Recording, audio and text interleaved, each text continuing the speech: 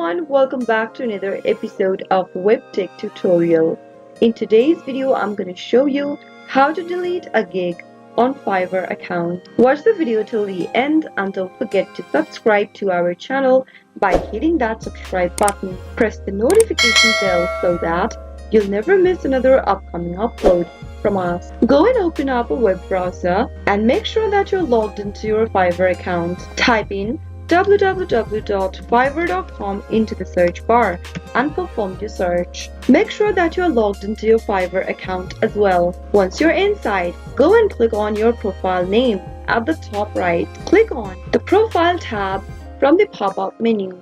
You can easily delete your gig by going to the Active Gigs tab on the screen and click on the three dots right beneath your gig. Click the Advanced option and click on the Delete Gig option from the bottom left in the pop-up. Soon after you do that, in the pop-up, confirm your selection by clicking Delete, and that's how you can delete an active gig on Fiverr. Deleting your gig will not hamper your account in any way, so you can easily do it with just a simple click. That is how it can be done. I hope you found the video to be helpful. If it was, go ahead and give us a thumbs up. I'll be back soon with more videos like this. Thank you for watching.